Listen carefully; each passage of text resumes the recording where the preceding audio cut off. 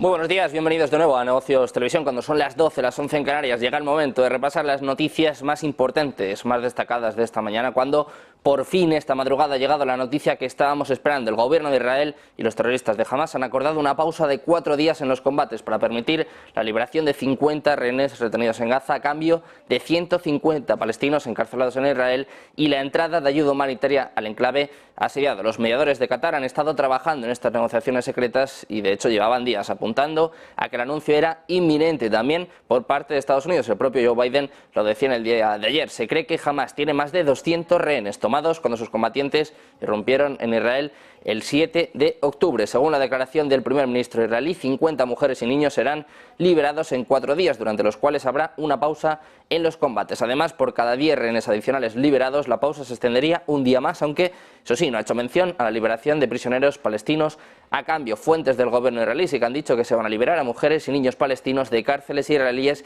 sin delitos de sangre, pero el acuerdo solo se va a consumir si permiten la entrada de miembros de la Cruz Roja a visitar a estos rehenes. Este acuerdo va a entrar en vigor, en principio, en la madrugada de este jueves, aunque es cierto que está habiendo cambios en las últimas horas. El acuerdo contempla que los 50 rehenes israelíes y que, según informa Reuters, conllevará a la liberación a cambio de 150 mujeres y niños palestinos que se encuentran retenidos en cárceles israelíes. Además, va a permitir que cientos de camiones con ayuda humanitaria, médica y de combustible entren a Gaza. Israel se había comprometido a no atacar ni arrestar a nadie en ninguna parte de Gaza durante el periodo de esta tregua.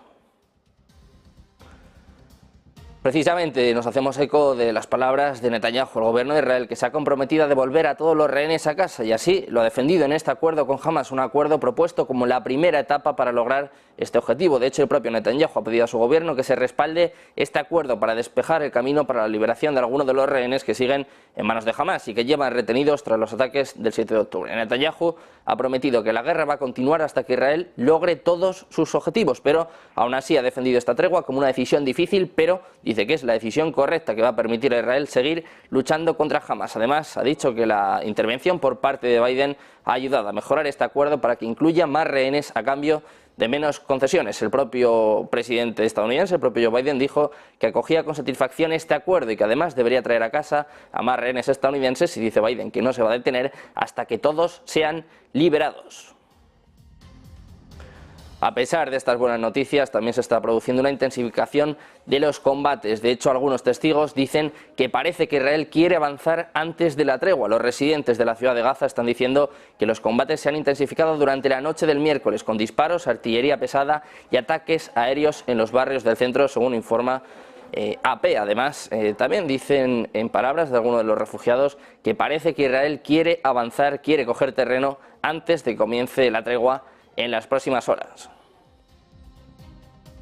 Sigue la escalada también por parte de Irán. Cada paso o declaración que da el régimen iraní aumenta la tensión en Medio Oriente, donde el foco estos días está puesto en la guerra que libran Israel y los terroristas de Hamas en la Franja de Gaza. Mientras ambas partes están llegando a un acuerdo para la liberación de rehenes y presos palestinos, este martes Irán ha lanzado una advertencia a sus enemigos, en este caso de su capacidad militar. Desde la base aérea del ejército iraní en la ciudad de Kermán, ubicada en el sur del país, el jefe del ejército, Abdurrahim Musavi, ha sostenido que Irán ha alcanzado tal nivel de capacidad militar que estaría en condiciones de enfrentarse a cualquiera de sus enemigos. Según Musavi, las fuerzas iraníes están en condiciones de vencer a sus enemigos de una forma aplastante y decisiva. Dice además que esto les hará arrepentirse enormemente de querer llevar a cabo un acto de agresión contra su país. En ese sentido, ha sostenido que los enemigos de Irán son conscientes de que sufrirían una derrota irreparable en caso de llegar a una confrontación militar con Teherán.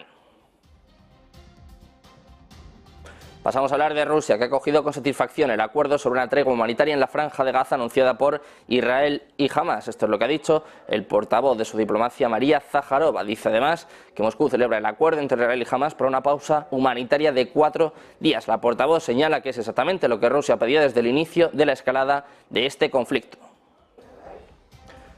Y de Moscú pasamos a Pekín. China también ha acogido con satisfacción este acuerdo y espera que la tregua alivie la crisis humanitaria y que además contribuya a la desescalada y reduzca las tensiones. Esto es lo que ha declarado el portavoz de la diplomacia china, Mao Ning, subrayando que Pekín lleva pidiendo un alto el fuego desde el comienzo de este conflicto. También ha habido declaraciones por parte de la Unión Europea. El alto representante de Asuntos Exteriores para la Unión Europea dice que no está justificado lo que está sucediendo, que no está justificado el Estado palestino. Escuchamos a Josep Borrell. que debía ser posible ver los dos platillos de la balanza. Y sí, hay que decirlo otra vez y repetirlo todas las que hagan falta. Lo que ocurrió el 7 de octubre es algo absolutamente reprobable y condenable, que no puede ser justificado en nombre del derecho a la defensa contra la colonización ni en nombre del combate para construir un Estado palestino. No. Cuando se me pregunta, ¿es que los palestinos no tienen también derecho a defenderse? Es que lo del 7 de octubre no fue un acto de defensa, fue un acto de terror, atacando a civiles indefensos de forma premeditada. Hay que decirlo todas las veces que haga falta, porque parece que algunos no quieren escucharlo, cuando algunos lo decimos. Y hay que decir también que los cócteles Molotov lanzados contra sinagogas en Berlín, o los eslogans en otra punta del mundo, en Sydney, contra los judíos, no tienen nada que ver con la solidaridad con el pueblo de Palestina. Solamente representan el antiguo odio contra el pueblo judío, que ha escrito la peor página de la historia de Europa y que tenemos que combatir todos los días, sin excepción y sin duda alguna. Con el foco puesto en este conflicto en Oriente Medio, nos centramos ahora en Estados Unidos. Aviones de combate estadounidenses han atacado dos centros de operaciones pertenecientes a Hezbollah en respuesta a los ataques contra bases estadounidenses que se han intensificado junto con las operaciones de Israel contra Hamas en Gaza, según apuntan funcionarios de defensa, que dicen que los ataques contra bases estadounidenses incluían el primer uso de un misil balístico de corto alcance contra tropas estadounidenses, algo que ocurrió en el día de ayer. Además, los aviones de combate estadounidenses han atacado el centro de operaciones de Kataib Hezbollah y un nodo de mando y control de Kataib Hezbollah cerca de Al-Anbar y Yuarf al-Sakr, al sur de Bagdad. De hecho, esto es lo que dicen algunas fuentes, apuntando a que las operaciones habrían causado al menos 5 muertos y 4 heridos de las brigadas de Hezbollah. Seguimos hablando de Estados Unidos. El ejército estadounidense ha llevado a cabo bombardeos de precisión contra dos instalaciones en Irak en respuesta a los ataques contra las fuerzas estadounidenses y de la coalición internacional por parte de Irán y grupos respaldados por Irán, incluido uno ejecutado este martes contra la base de Ain al-Assad situada en el oeste de Irak y en las que hay tropas españolas. El mando central de Estados Unidos ha señalado en un comunicado que los bombardeos han sido ejecutados a primera hora del día, sin pronunciarse sobre la ubicación de las instalaciones atacadas o las posibles víctimas causadas por los mismos. El comunicado ha sido publicado horas después de que Estados Unidos afirmara haber atacado a los responsables del ataque contra la base de Ain al-Assad. La portavoz adjunta del Pentágono, Sabrina Singh, también ha declarado este martes a la prensa que las fuerzas estadounidenses y la coalición internacional desplegada en Irak ya han sido atacadas 66 veces a través de disparos de cohetes o ataques de aviones no tripulados desde el 17 de octubre, 10 días después de que el ataque sin precedentes de Hamas en suelo israelí tuviera lugar. En represalia por los ataques contra las fuerzas estadounidenses, Washington ya ha bombardeado 3 veces en Siria en sitios vinculados a Irán. De hecho, también ha adoptado sanciones contra 7 personas afiliadas a 2 grupos armados pro-iraníes en Irak, entre ellos las brigadas de Hezbollah.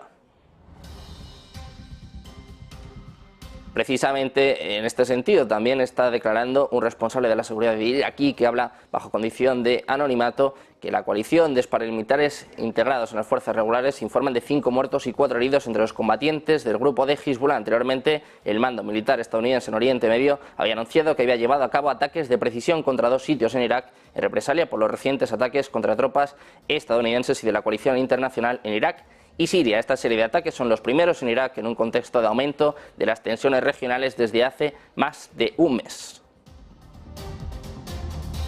Seguimos pendientes de todas las últimas horas y de toda la actualidad. Quédense porque enseguida volvemos con las mejores entrevistas aquí en Negocios Televisión.